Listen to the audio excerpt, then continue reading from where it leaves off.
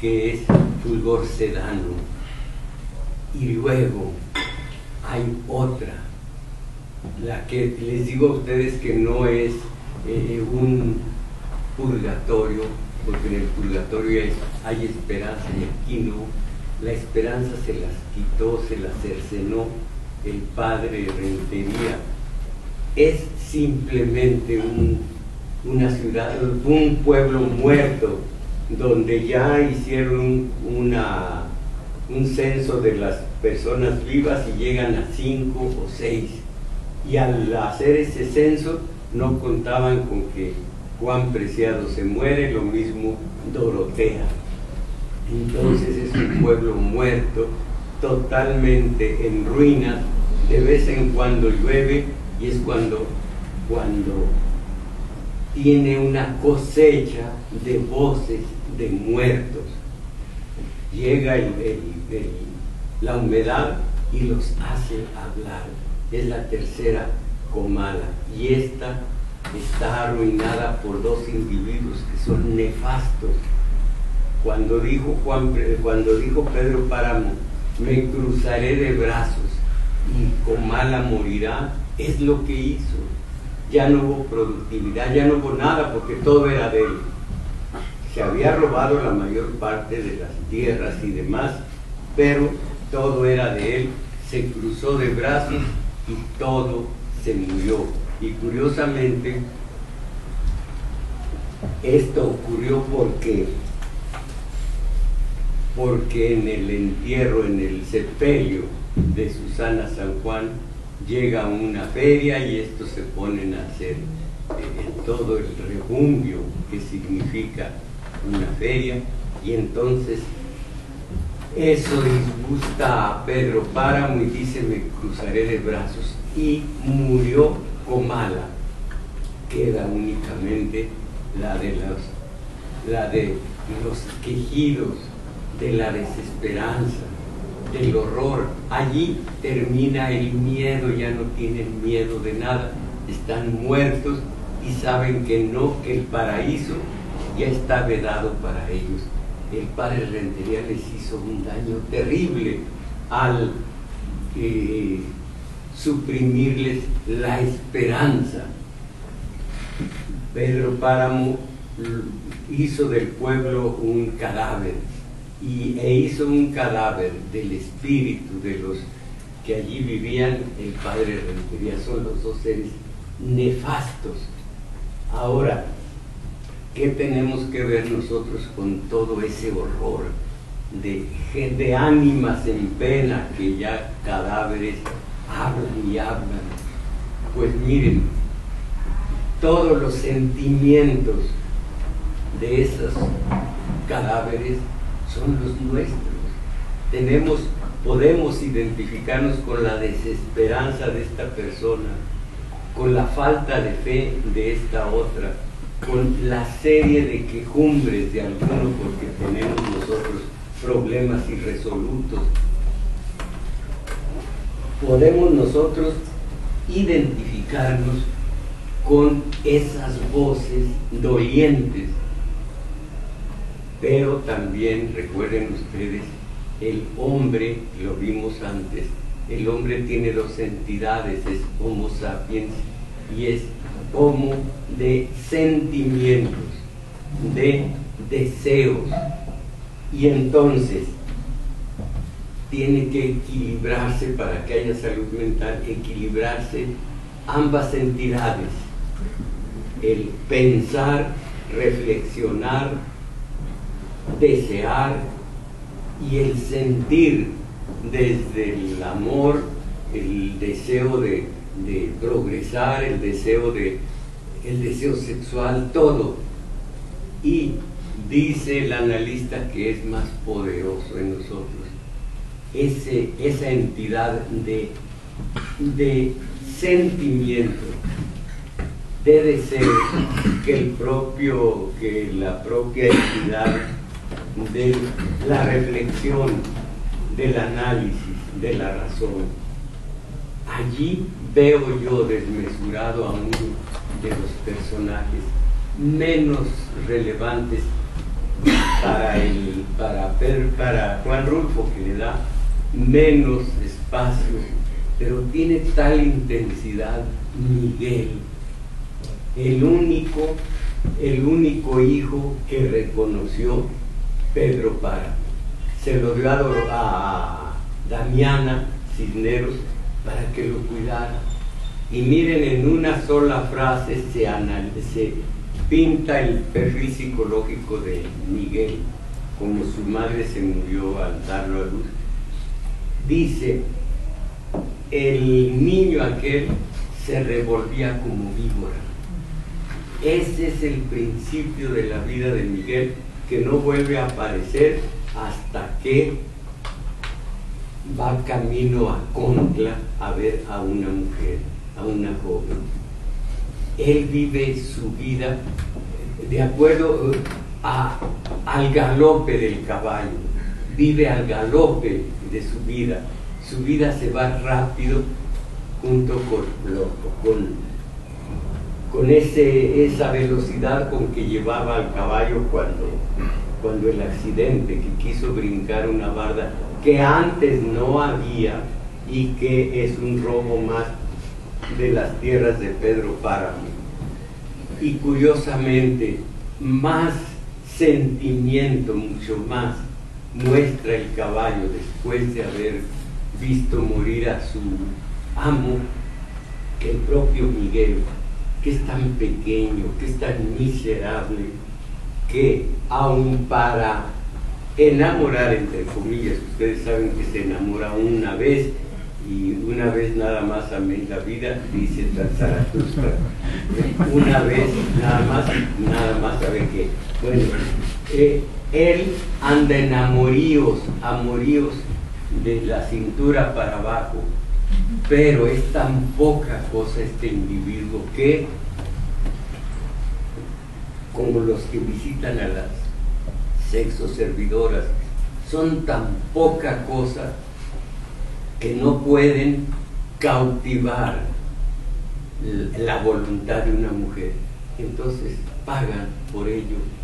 Así a la Cuarraca, a Dorotea, la contrata, es un decir, para que le busque mujeres, para que le busque chamacas, por ahí dice así, para que le busque en Comala las mujeres con las que va a pasar la noche.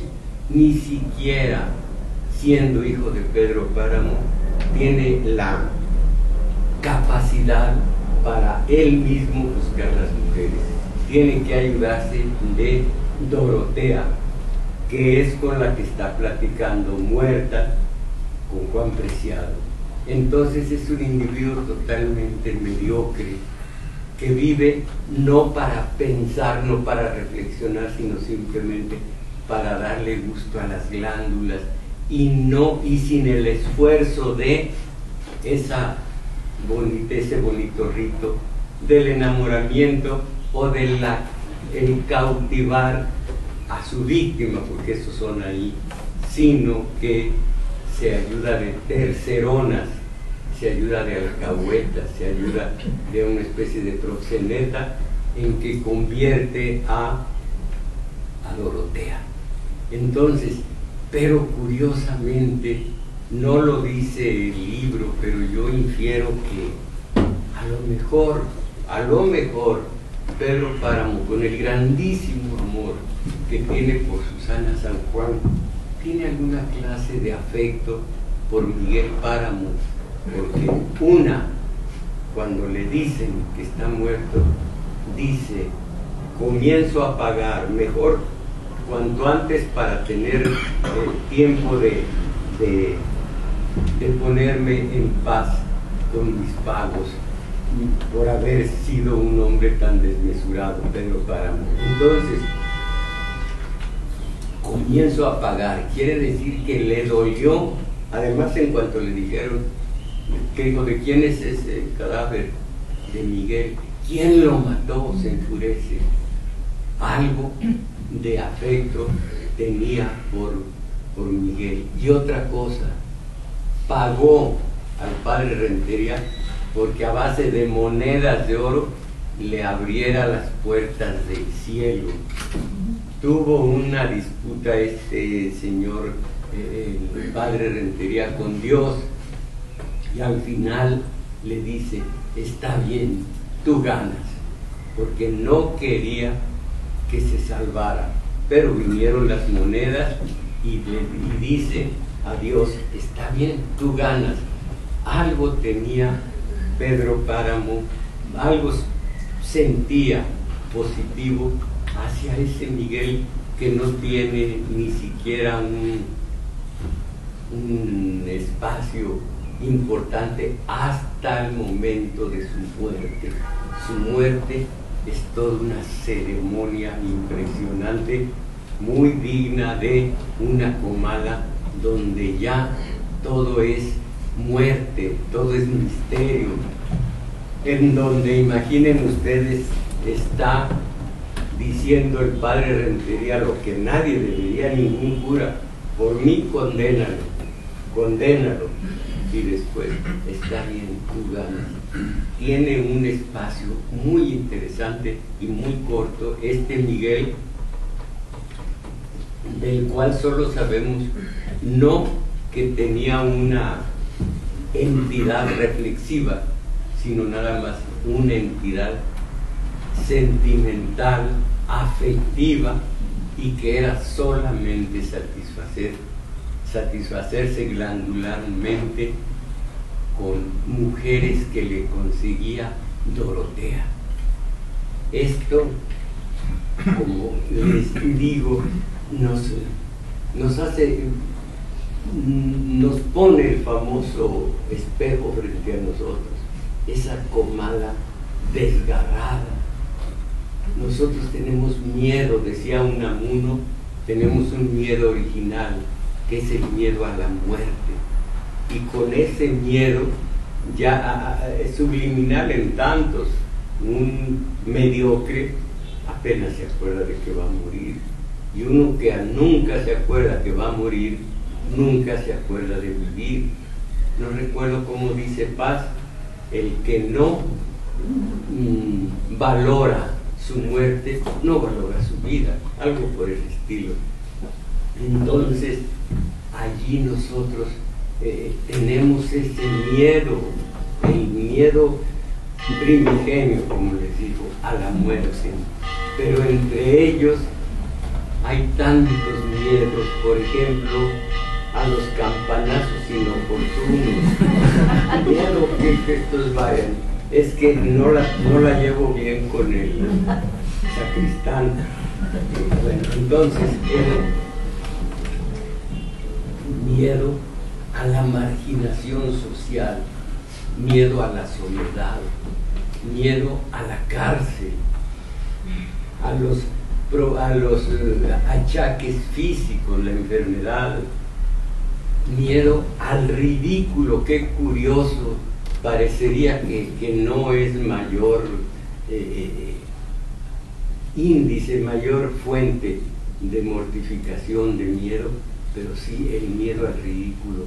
Muchos miedos tenemos, todos de alguna manera nos arrojan a la soledad, al desamor para que vaya a la soledad, a la marginación social para que vaya a la soledad, a las enfermedades. Precisamente nadie asistió al velorio de la madre de Susana San Juan, porque como murió tísica, todos tenían miedo al contagio. Entonces, esos son los miedos que tenemos nosotros y que nos llevan, se van con nosotros hasta la muerte. Y es allí donde se revela Unamuno, que uno de ustedes va a decir respecto a la muerte lo que dijo Unamuno. Alguien se va a acordar qué dijo respecto a la muerte, y así mismo Unamuno: yo no me voy a morir. Yo no me voy a morir. ¿Alguno de ustedes no lo entiende? Yo no me voy a morir. Ya murió Unamuno. Yo no me voy a morir. Va a llegar la muerte y voy a morir, pero no me voy a morir. Intento hurtarle el cuerpo a la muerte haciendo de tal manera de mi vida algo que cuando me llegue la muerte sea inevitable. Pero imagínense el que toma su licor, el que fuma, el que se desvela, ya no digamos de las drogas fuertes, ese se muere, ese sí se va a morir, se va a morir, es una decisión propia. En cambio, yo voy a morir, pero no me voy a morir. Entonces, esto, Miguel, sin saberlo, tuvo ese lema sin saberlo: me voy a morir. Tenía una vida precipitada que lo llevaba a la muerte, una vida de esa naturaleza. Entonces, ¿quién sabe si sea este hombre el único que concitó el interés, despertó el interés de Pedro Páramo? Porque un hijo bastardo ya no existe entre nosotros esa figura, pero un hijo de esa naturaleza lo mató Abundio, un hombre amoroso. Si mató fue por el dolor que su Lupita se llamaba, no me acuerdo, que su Cuca, María del Refugio, que su Cuca se murió. Porque su Cuca se murió, fue a beber licor para pedir dinero para el entierro a un Pedro Páramo que estaba pensando en Susana San Juan. En eso tengo una admiración por este hombre tan fiel a su verdadero amor, cuando anduvo con mujeres como su propio hijo, con mujeres y robando y matando, porque también mató, pero con puro miedo.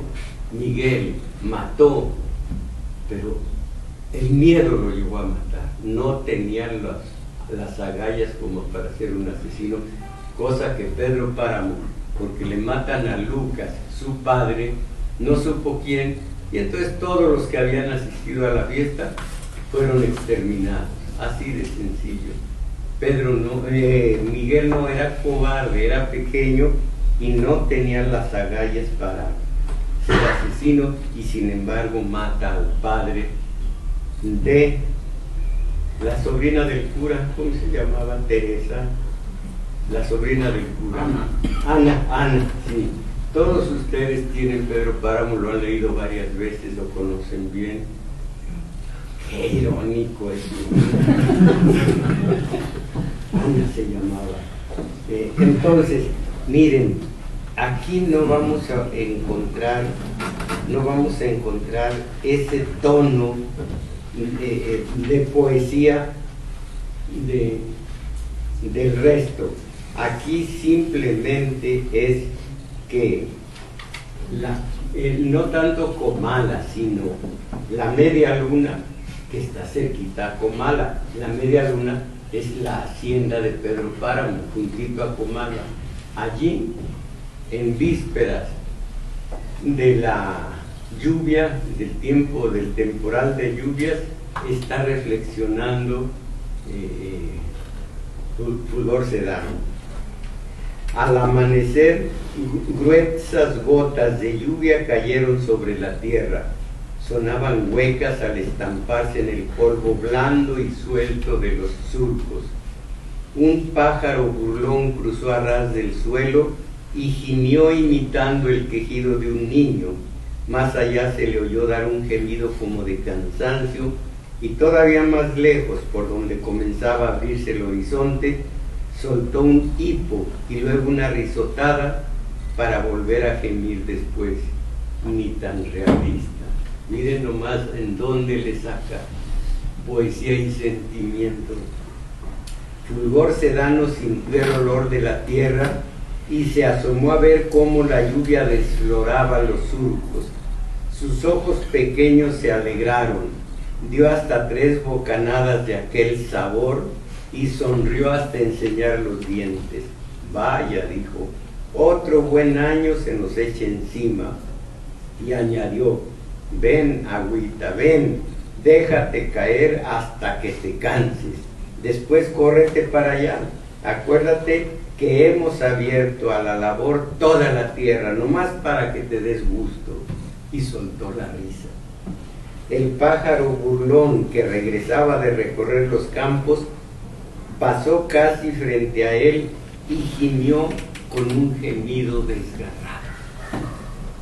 El agua apretó su lluvia hasta que allá por donde comenzaba a amanecer se cerró el cielo y pareció que la oscuridad que ya se iba regresaba.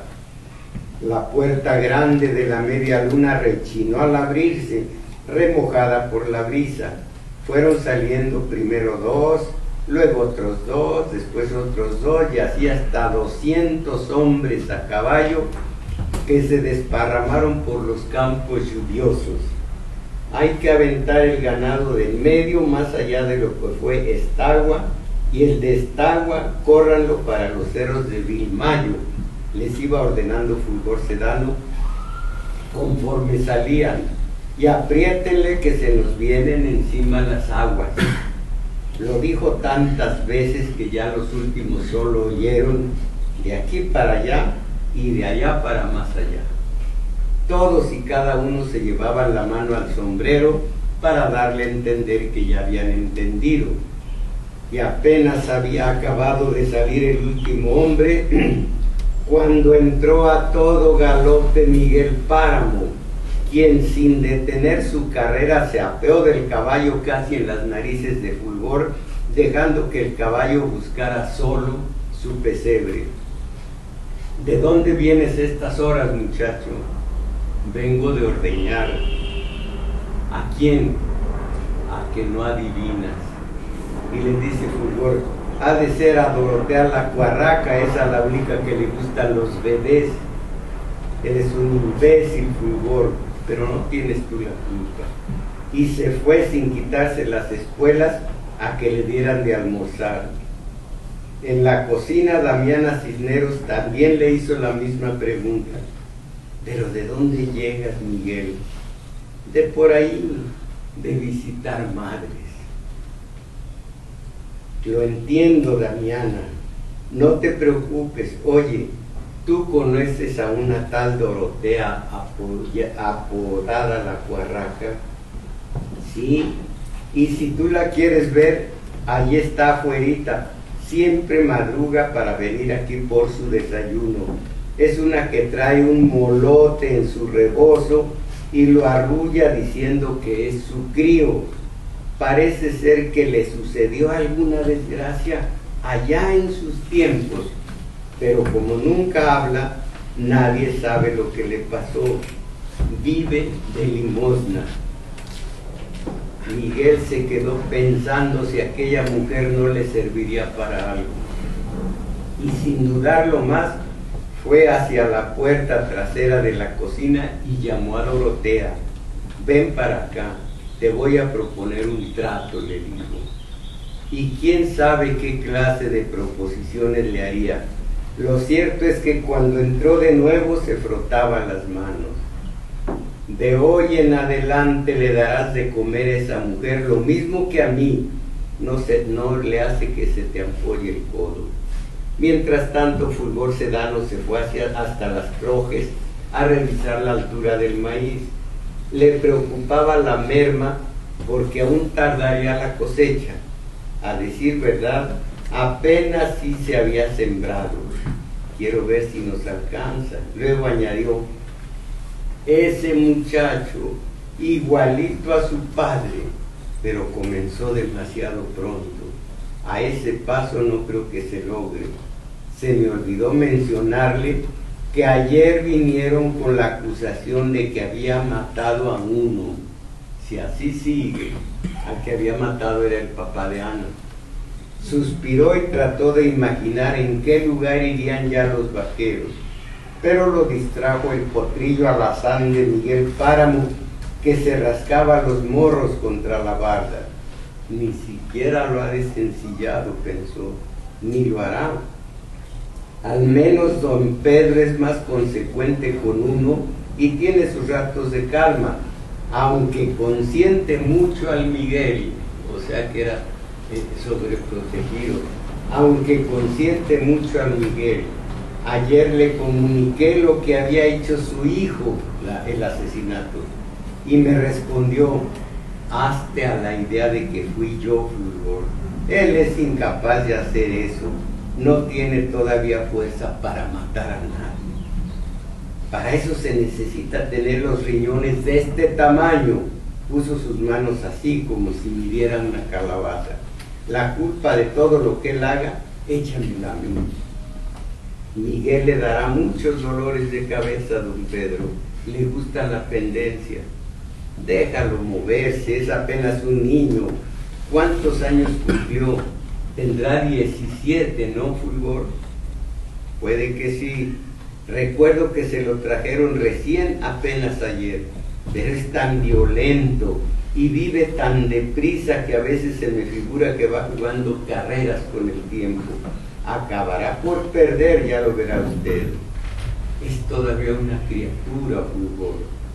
Será lo que usted diga, don Pedro. Pero esa mujer que vino ayer a llorar aquí, alegando que el hijo de usted le había matado a su marido, estaba de a tiro desconsolada. Yo sé medir el desconsuelo, don Pedro, y esa mujer lo cargaba por kilos. Le ofrecí 50 hectolitros, allá decimos hectolitros, hectolitros de maíz para que se olvidara del asunto, pero no los quiso. Entonces le prometí que corregiríamos el daño de algún modo. No se conformó.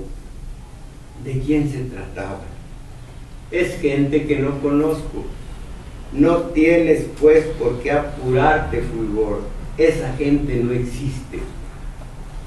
Llegó a las trojes y sintió el calor del maíz. Tomó en sus manos un puñado para ver si no lo había alcanzado el gorgojo. Midió la altura. Rendirá, dijo. En cuanto crezca el pasto ya no vamos a requerir darle maíz al ganado, hay de sobra. De regreso miró el cielo lleno de nubes. Tendremos agua para buen rato, y se olvidó de todo lo demás. Otro. Allá afuera debe estar variando el tiempo. Mi madre me decía que en cuanto comenzaba a llover, todo se llenaba de luces y del olor verde de los retoños. Miren la visión de Doloritas, porque ahorita habla el cadáver de Juan Preciado. Allá afuera debe estar variando el tiempo.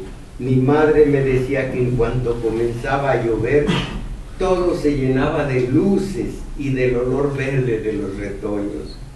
Me contaba cómo llegaba la marea de las nubes, cómo se echaban sobre la tierra y la descomponían, cambiándole los colores. Mi madre, que vivió su infancia y sus mejores años en este pueblo y que ni siquiera pudo venir a morir aquí, hasta para eso me mandó a mí en su lugar. Es curioso, Dorotea, cómo no alcancé a ver ni el cielo. Al menos quizá debe ser el mismo que ella conoció. No lo sé, Juan Preciado. Hacía tantos años que no alzaba la cara, que me olvidé del cielo. Y aunque lo hubiera hecho, ¿qué habría ganado? El cielo está tan alto y mis ojos tan sin mirada, que vivía contenta con saber dónde quedaba la tierra. Hasta aquí iba yo, un poquitito más, que vivía contenta con saber dónde quedaba la tierra. Además le perdí todo mi interés desde que el padre Rentería me aseguró que jamás conocería la gloria, que ni siquiera la vería de lejos. Fue cosa de mis pecados, pero él no debía habérmelo dicho. Ya de por sí la vida se lleva con trabajos.